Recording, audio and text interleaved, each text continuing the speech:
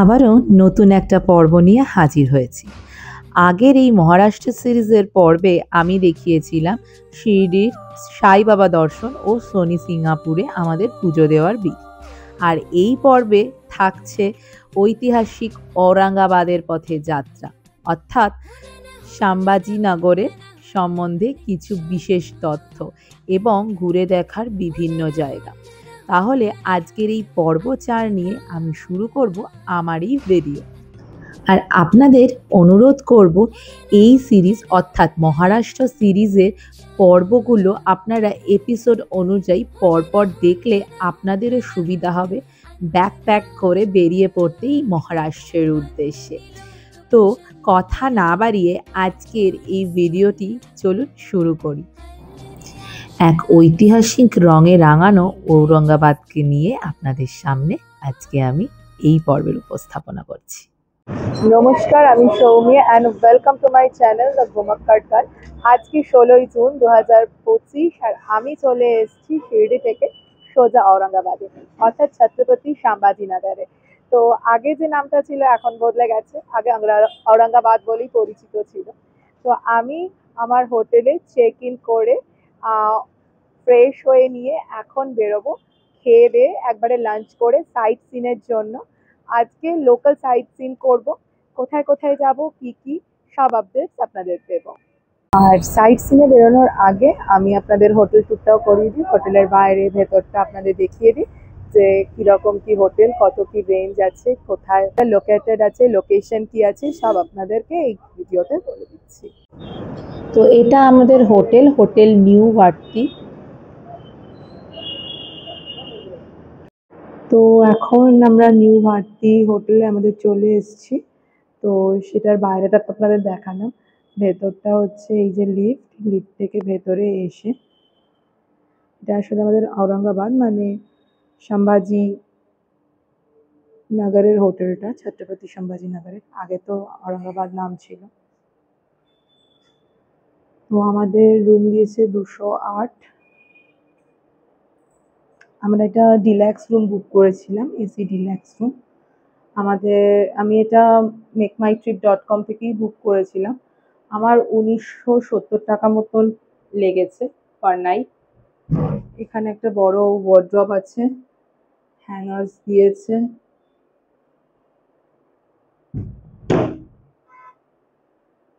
এখানেও রাখার জায়গা আছে। আমাদের জিজ্ঞেস করা হয়েছিল যে মানে এক বেড দেবে না সেপারেট বেড লাগবে, আমরা সেপারেট বেডই চুজ করলাম, আমাদের সুবিধাও হবে। এখানেও একটা বেডসাইড টেবিল ড্রয়ার আছে, এই পাশেও বেডসাইড টেবিল ড্রয়ার, প্রচুর চার্জিং পয়েন্টস আছে, টিভি আছে, এসি তো আছে যেমন। আর এখান থেকে হোটেলের ভিউটা,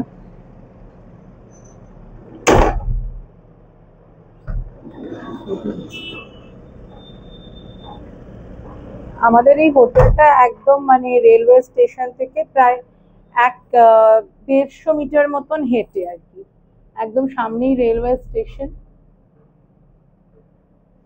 এখানে একটা মিরর আছে, চেয়ার্স আছে, এখানে একটা স্টাডি টেবিল আছে, চেয়ার আছে। এবার আমি বাথরুমটাও দেখিয়ে দিই। বাথরুমটা বেশ পরিষ্কার পরিচ্ছন্ন একদম।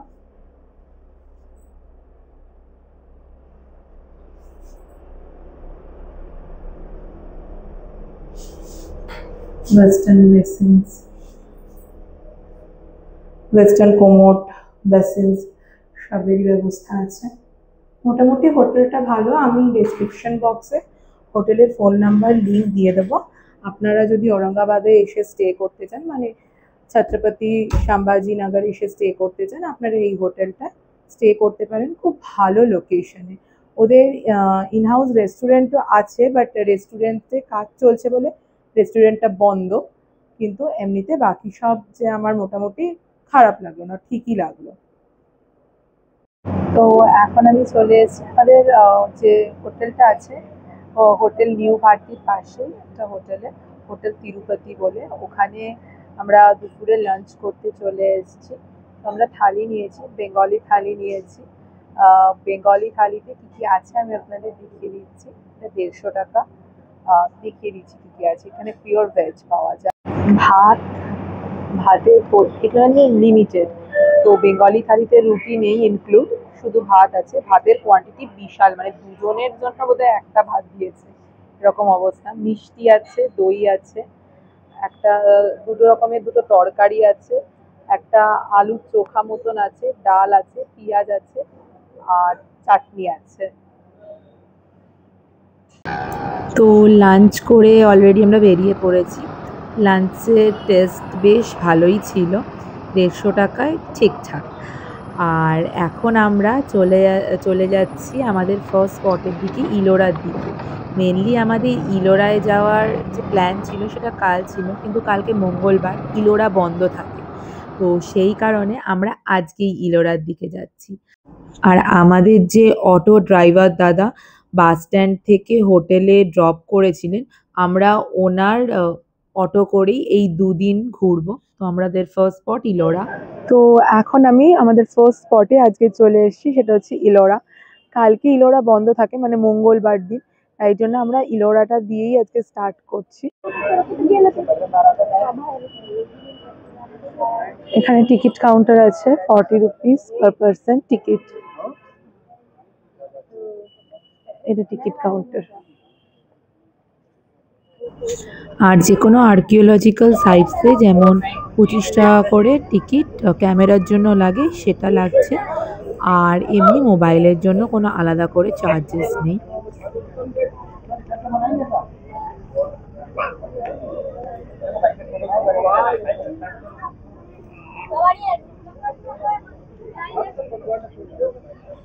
তো এখন আমরা এখানের ভেতরে ব্যাটারি চালিত যে গাড়িগুলো আছে, 30 রুপিস পার পারসন নেয়।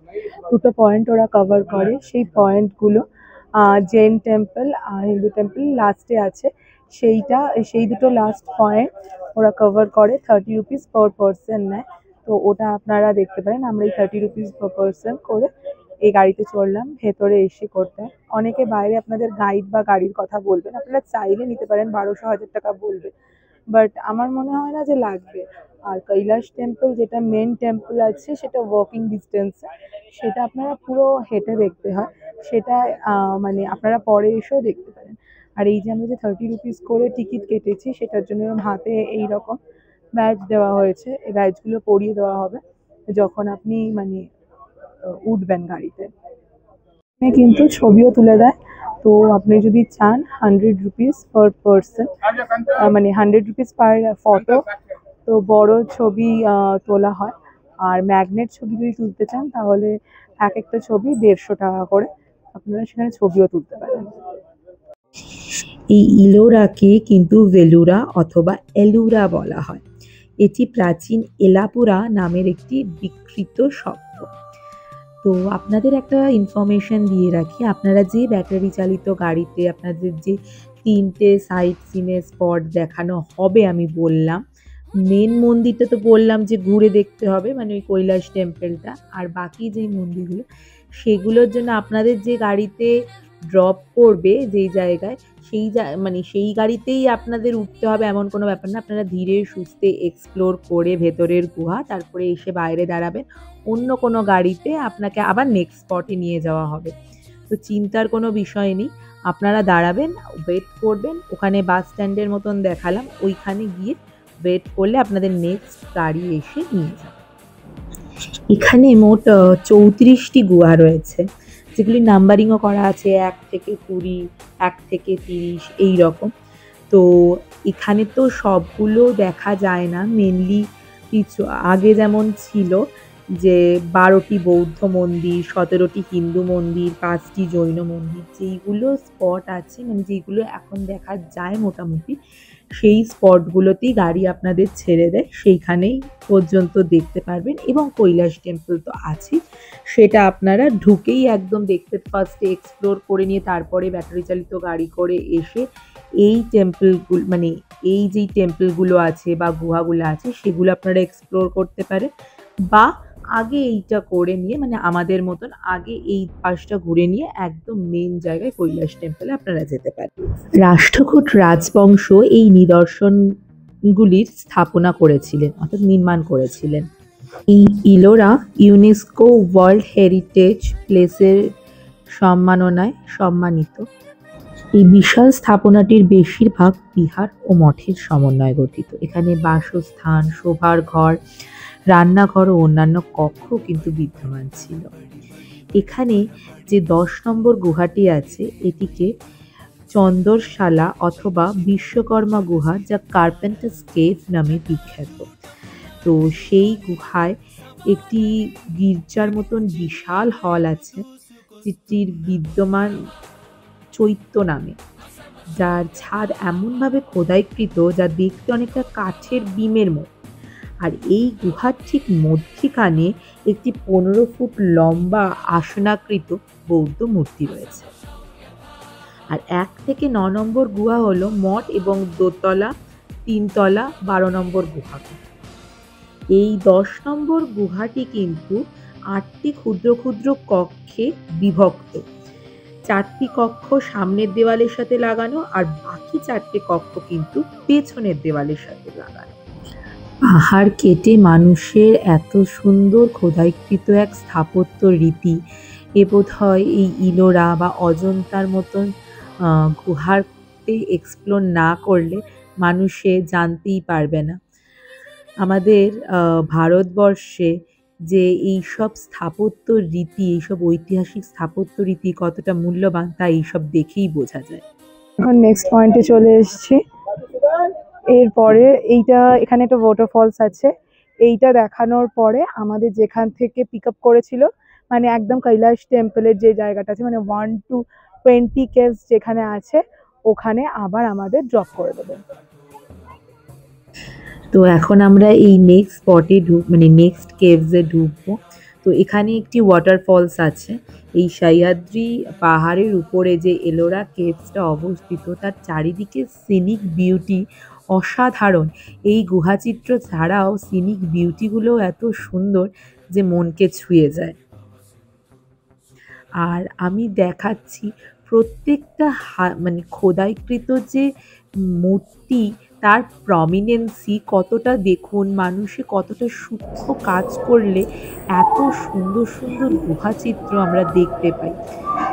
শুধু ইলোরা নয়, ভারতের যে স্থাপত্যগুলি যেখানে এইরকম খোদাই করে গুহাচিত্র বা সমস্ত কিছুর স্থাপত্য রীতি তৈরি হয়েছে, তার নির্মাণ কার্য এতটাই সুন্দর, এতটাই সূক্ষ্ম যে সেগুলো সত্যি আমাদের ধরে রাখা উচিত। আমাদের সবাইকে জানানো উচিত যে আমাদের ইন্ডিয়াতে এত সুন্দর, আমাদের ভারতবর্ষে এত সুন্দর সমস্ত মূল্যবান জিনিস লুকিয়ে আছে চারিদিকে, যার ফলে বাইরের বিদেশে মানুষরাও এখানে আসেন এই স্বাদ নিতে, এই স্বাদ গ্রহণ করতে, একে চোখে দেখতে।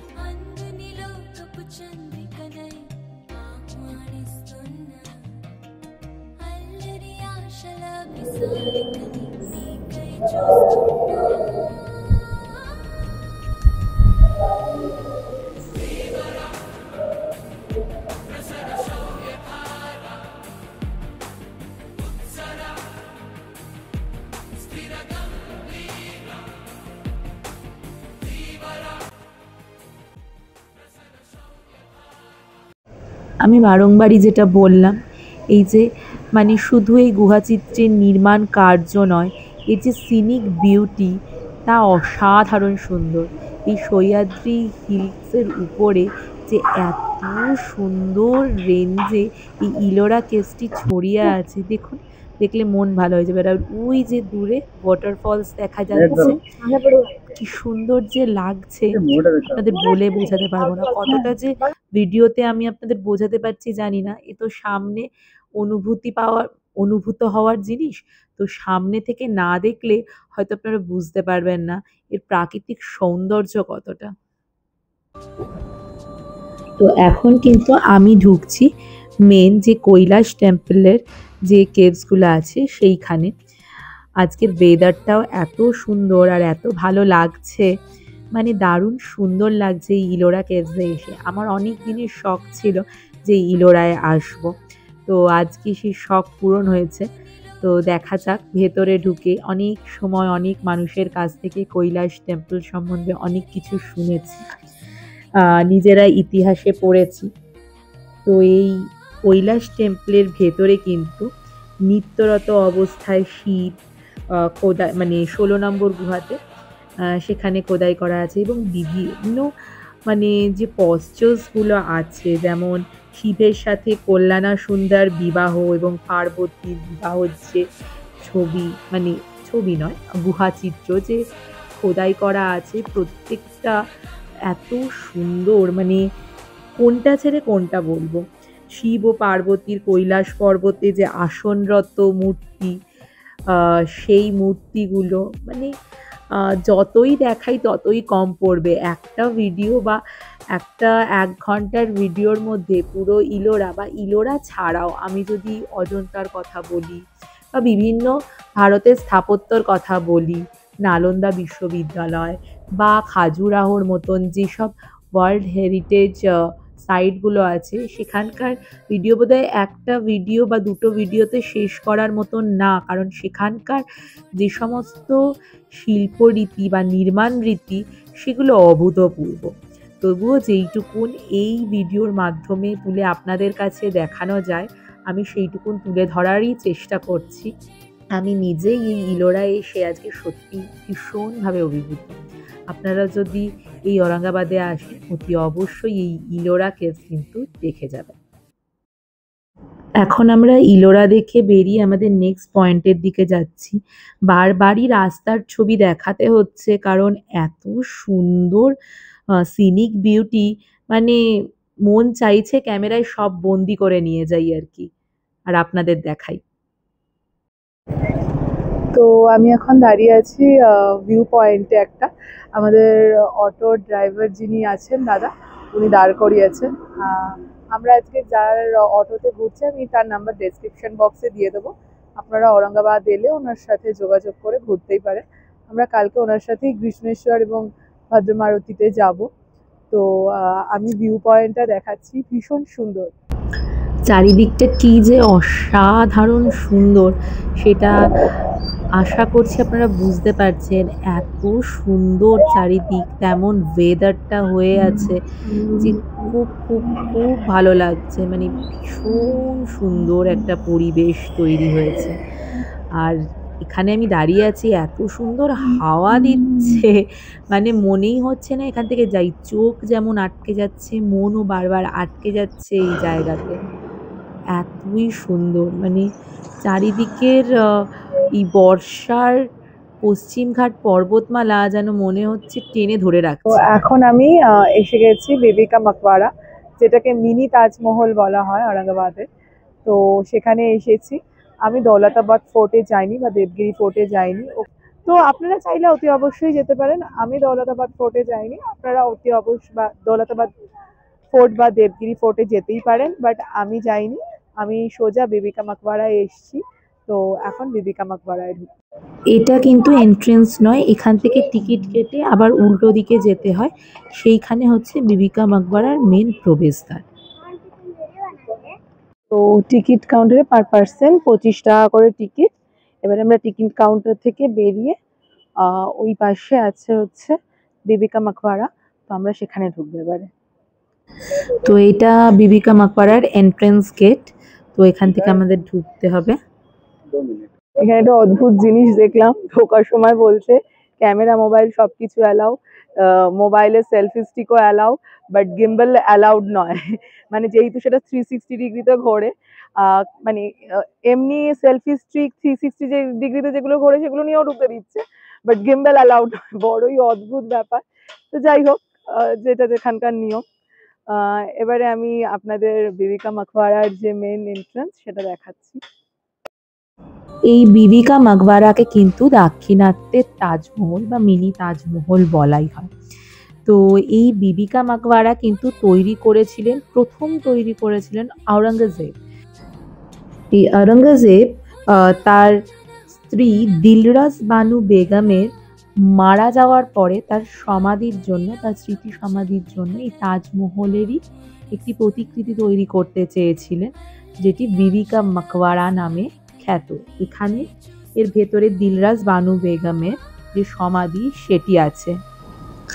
তো 1960 সালে মুঘল সম্রাট আওরঙ্গজেবের পুত্র যুবরাজ আজম শাহ তার স্নেহময়ী মা দিলরাস বানু বেগমের জন্য কিন্তু এই সমাধিসৌধটি চালু করেছিলেন। মেনলি জয়পুর থেকে মার্বেল পাথর এসছিল এই সৌধটি তৈরি করার জন্য। আর এখানকার যে মেন আর্কিটেক্ট যে তাজমহলের আর্কিটেক্ট ছিলেন উস্তাদ আহমদ লাহোরি, তার পুত্র এই আতাউল্লাহ এই মিনি তাজমহল বা বিবি কা মাকবারার কিন্তু ডিজাইনটি করেছিল। এখানে জালা মসজিদের ভেতরে যে কারুকার্য ছিল, সেই মন্দিরের কারুকার্য এবং বিভিন্ন ধরনের তাজমহলের যে কারুকার্য ছিল, সব কিন্তু মিলিয়ে মিশিয়ে একটা মিক্সড স্থাপত্য গড়ে তোলার চেষ্টা করা হয়েছিল এখানে। তো এই বারবারই ঔরঙ্গাবাদ ঘুরতে ঘুরতে একটা কথাই মনে হচ্ছে, আমাদের যে ভারতবর্ষের ঐতিহাসিক জায়গাগুলো আছে সেগুলো এতটাই মূল্যবান, এতটাই সুন্দর, সেগুলোকে আমাদেরও কর্তব্য যত্নে আগলে রাখা। তো অনেকেই অনেক জায়গায় গিয়ে এইসব সাইটগুলোকে একটু নোংরা করে ফেলেন, সেটা আমি বলবো যে না করাই উচিত। সেই দিকে আমাদের নজর দেওয়া উচিত, কারণ ভারতীয় সরকার যেমন এগুলোর দায়িত্ব নিয়েছে, তেমনই ভারতীয় নাগরিক হিসেবে আমাদেরও এই জায়গাগুলো একটু পরিষ্কার পরিচ্ছন্ন রাখা উচিত, যাতে আমাদের নেক্সট জেনারেশন এই সুন্দর সুন্দর এই মূল্যবান ঐতিহাসিক স্থাপত্য রীতির নিদর্শনগুলোকে আরও চাক্ষুষভাবে দেখতে পায় এবং তাদের স্বাদ আস্বাদন করতে পারে। তো প্রত্যেকটি মুঘল স্থাপত্যের মতোই এখানেও বাগ বা বাগান আছে সামনে, যেটি ভীষণ সুন্দর, বেশ মনোরম জায়গা। পাহাড়ের কাছে, পাহাড়ের কোলে এত সুন্দর একটা স্মৃতিসৌধ। তো আমরা এখানে বেশ খানিকটা সময় কাটিয়ে এবারে আমরা আমাদের নেক্সট গন্তব্যস্থল এবং লাস্ট গন্তব্যস্থল পানিচাক্কির দিকে যাব। তো আমি এখন চলে এসেছি পানিচাক্কিতে। তো এখানে প্রত্যেক পার্সন 10 টাকা করে টিকিট। আমরা এখন পানিচাক্কির ভেতরে ঢুকবো। তো এই পানিচাক্কি 1995 খ্রিস্টাব্দে নিজাম উল মুলক আসফ জাহের কর্মচারী তুর্কিতাজ খান দ্বারা এটি নির্মিত হয়েছিল। মসজিদের সামনে আয়তাকার একটি জলাধার এবং ঝর্ণা 20 বছর পরে জামিল বেগ খান দ্বারা যুক্ত করা হয়েছিল। এই জলকলটির কাছাকাছি একটি ঝর্ণা থেকে প্রবাহিত জল থেকে মেনলি উৎপন্ন শক্তি ব্যবহার করে যে আটাকলের বড় পাথরগুলি ঘুরিয়ে দেওয়ার জন্য ডিজাইন করা হয়েছিল।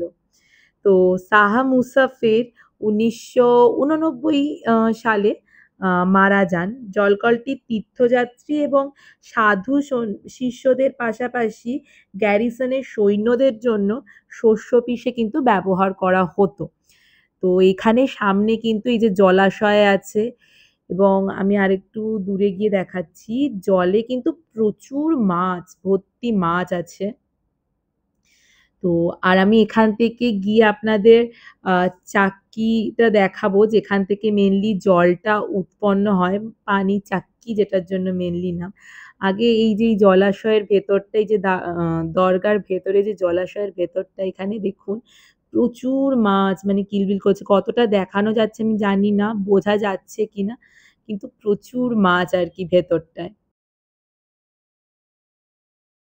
এই যে এখন আশা করছি বোঝা যাচ্ছে। দেখুন কত সুন্দর, আর জায়গাটা কিন্তু ভীষণ সুন্দর, চারিদিকটা এত সুন্দর, এই সব ঐতিহাসিক স্থানগুলো সত্যি এত সুন্দর।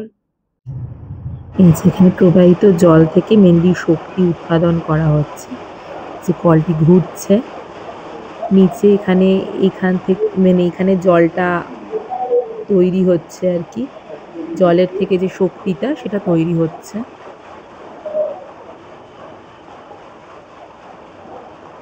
আর উপরে একটা চাকার মতন ঘুরছে, সেটাও আমি দেখাচ্ছি। এই যে মেনলি এই দুটো একসাথে কানেক্টেড হয়ে শক্তি উৎপন্ন করছে।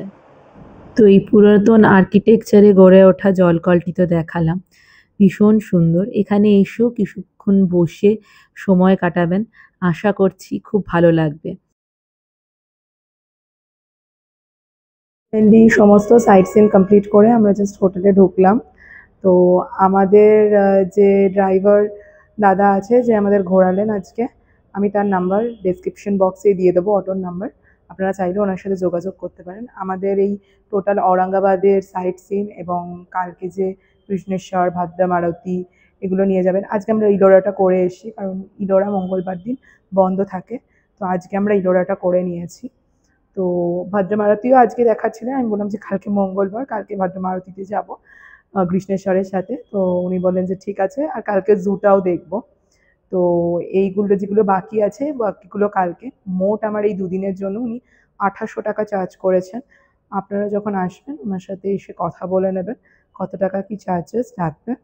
তো আজকে এই মহারাষ্ট্র সিরিজের চতুর্থ পর্বের ভিডিওটি আমি এখানেই শেষ করলাম।